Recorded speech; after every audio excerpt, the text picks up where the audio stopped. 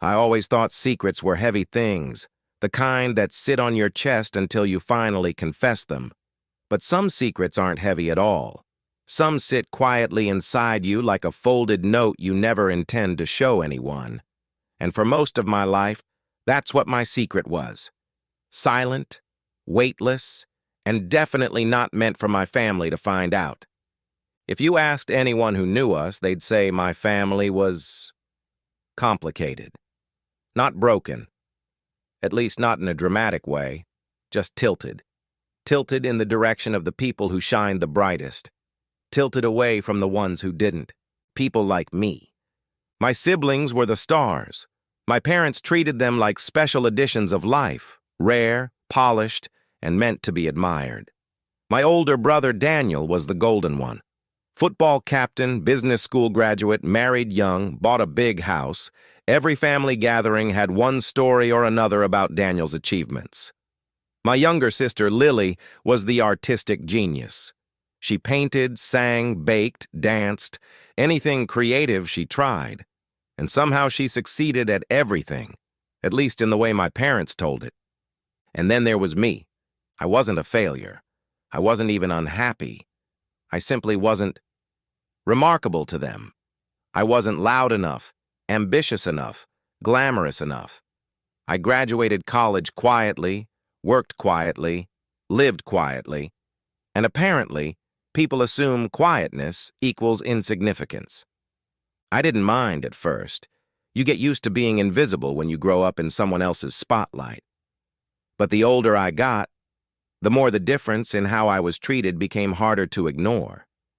Conversations skipped past me, invitations forgot me, expectations lowered around me like a curtain being drawn. The one thing my family never bothered to ask, maybe because they assumed they already knew, was what I actually did for a living. They thought I was some entry-level desk worker making just enough to get by. And I let them think that. Correction. I encouraged it. I liked the anonymity. I liked the freedom. So when the day came that they discovered the truth, when they realized I wasn't the one barely scraping by but the one sitting on more money than all of them combined, it was the first time they really saw me. But before we get there, I should explain how I ended up with the kind of wealth that would make headlines if people knew where it came from. After college, I started working in a tiny tech startup. Not glamorous, not flashy, just a handful of people with too much caffeine and too little sleep. I wasn't an engineer or a founder. I did operations, quiet work, back-end work, the kind people don't think twice about. But when the company was barely scraping by, the founder offered me equity instead of a raise. At the time, it sounded like nothing. A ticket to nowhere. Except 8 years later, that ticket to nowhere became something else entirely. The company exploded. The kind of explosion that turns garage projects into billion-dollar acquisitions. One morning, I woke up to an email from legal confirming the buyout and what my shares were now worth. Let's just say the number had more commas than I'd ever seen associated with my name. After fees and taxes, I walked away with over $37 million. I stared at the screen for a full 5 minutes without blinking. Then I paid off my student loans, upgraded my one-bedroom apartment to a nicer 2-bedroom, bought myself a decent car, nothing fancy, nothing dramatic, and kept living like the same invisible middle child everyone thought I was. I didn't change. I didn't flex. I didn't glow up. I didn't tell a soul. It turns out wealth is most peaceful when no one knows you have it, but peace is fragile. And mine didn't last. Everything fell apart one Thanksgiving. We were all meeting at my parents' house, which already meant I'd be spending the day listening to Daniel boast about his new business deals and Lily talk about her latest gallery show. I expected the usual. Light comments about how responsible I was for renting instead of owning, or how maybe one day I'd catch up. Those things used to annoy me. But lately I'd found them almost humorous. The real problem began when I arrived and barely anyone noticed. My mom hugged me with one arm while stirring a pot. My dad nodded at me like I was a delivery driver. Daniel gave me a distracted, "Hey, man," while texting someone. Lily didn't even look up from the camera she was showing her boyfriend. I made a joke about it, something like, "Nice to see I'm still the family ghost." No one laughed. I wasn't surprised. Dinner was the same routine as always. Story after story about my siblings, punctuated by occasional questions thrown my way that felt like afterthoughts. Still working that office job? Still renting that small apartment? Still single? Still quiet? I answered politely. I always did. But toward the end of the night, something happened that shifted everything. It started with Daniel complaining about a failed investment. He'd lost a big chunk of money and needed help covering payments for his new house while he reorganized his finances. He joked to everyone that if times got any harder, he'd have to move into my tiny apartment, then laughed like he said something clever. Everyone laughed with him, except me. Then he turned to me and said, "Unless you magically won the lottery, you couldn't help even if you wanted to." He didn't say it to be cruel, not intentionally.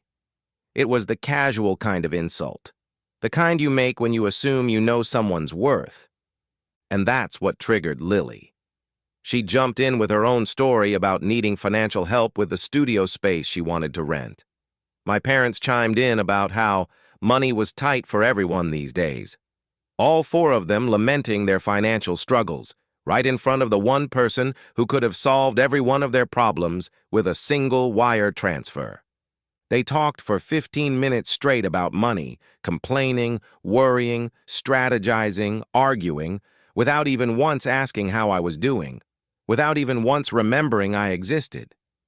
And at the end of it, my mother looked at me and said something that finally broke the silence I'd been guarding for years. "Honey, you're good with being frugal. Maybe you can give your brother some budgeting advice. You're used to being careful with the little you have." It wasn't insulting, not directly, but it was dismissive, patronizing, the kind of tone that reminds you exactly where you stand. I didn't react, not outwardly, but something inside me shifted. When dinner ended and everyone moved to the living room, I quietly slipped away to my parents' office to take a work call. I'd planned to be alone, but as I hung up, I heard footsteps behind me. It was my dad. He looked uncomfortable, hesitant, and that's how I knew he was about to say something serious. He closed the door behind him. "Listen," he said, "your mother and I have been talking. With your siblings struggling, we might need everyone in the family to pitch in for a while, just until things stabilize." I nodded slowly. "Okay. What does that mean?" He cleared his throat. "We know you don't make much, but maybe you can contribute a couple $100 a month? Every bit helps. Your brother and sister need it more than you." It was such a simple request, so heartfelt, so oblivious. And that's when it happened. That's when my secret stopped being weightless. I took a long breath, trying to decide whether to keep pretending, whether to keep playing the role they assigned me, whether it was worth the peace. But peace without respect isn't peace. So I turned to him and asked a question I already knew he couldn't answer. "Dad, what do you think I actually do?" He blinked. "Well, some kind of office work?" "What kind of office work?" "I don't know. Something with paperwork?"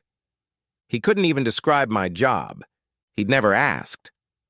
I sat down and opened my laptop, pulling up the folder I kept hidden, the one with bank statements, transaction histories, equity documents. I turned the screen toward him. He leaned in and froze. He didn't speak. He didn't blink. His face went white, then red, then pale again, because on the screen was a simple number: $37,482,913.14. His mouth opened, but no sound came out. I stayed silent, letting him absorb it. Finally, he whispered, "Is that real?" "Yes." "All of it?" "All of it." He stared at the screen like it was written in a language he'd never seen before. Maybe it was. My family spoke the language of assumptions. This was a dialect they'd never bothered to learn. His hands were shaking when he said, We had no idea. I know, I replied quietly. He asked how long I'd had it. I told him the truth. Years. He asked if I'd told anyone. I said no. Then he asked the question that would change the rest of the night. Why didn't you ever tell us? I could have said it gently. I could have softened the truth. But for once in my life, I didn't. Because you never cared enough to ask. He didn't argue. He didn't try to convince me otherwise. He just nodded slowly, his shoulders sinking under the weight of a truth he couldn't deny. We returned to the living room together. My family saw my dad's expression and knew something was off. He whispered to my mother. Her eyes widened. Then she looked at me with an entirely new expression. Confusion, disbelief, something like fear. Is it true? She asked. I nodded. Daniel looked insulted. You're joking. You? You're a millionaire? Multi, I corrected quietly. Lily covered her mouth. But you don't even spend money. You don't act rich. I wasn't trying to act anything, I said. I was just living. The questions came fast, sharp, chaotic. How did you get it? Why didn't you tell us? What are you planning to do with it? Why hide it from your own family? And then Daniel asked the question everyone else was avoiding. Are you going to help us now? That was the moment everything crystallized. I looked around at all of them. The people who had overlooked me, underestimated me, dismissed me my entire life, and I realized something important. They didn't want me. They wanted my money. Not out of malice, not out of greed, simply out of habit. Because in their minds, I'd always been the one who had the least. And now that I suddenly had the most, they didn't know how to rewrite the script. So I answered calmly, clearly, without bitterness. I'm not your safety net. I'm not your bailout. I'll help in emergencies, real ones. But I won't fund lifestyles or fix mistakes, and I won't be guilted into anything. The room went dead silent. My mother's eyes softened, filling with tears. We should have treated you better, she said quietly. I'm sorry. My father nodded. We all are. Daniel didn't apologize, not then. But later, when everyone else had gone to bed, he sat next to me on the back porch and spoke without ego for the first time in years. I didn't realize how unfair we were, he said. I guess I just assumed you didn't mind. I minded, I said. I just didn't show it. He nodded. I'm glad you told us. Even if it changes everything. It doesn't have to, I said, unless you let it. And that was the truth. Money didn't change my family. Awareness did.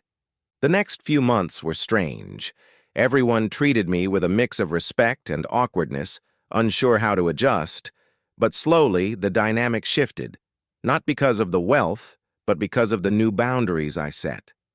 For the first time, they asked about my work. For the first time, they listened when I spoke. For the first time, I wasn't invisible. The secret didn't weigh anything before. But the truth finally did. And it felt good. Because for the first time in my life, I wasn't living in anyone's shadow. I had stepped into my own light, and they finally saw it.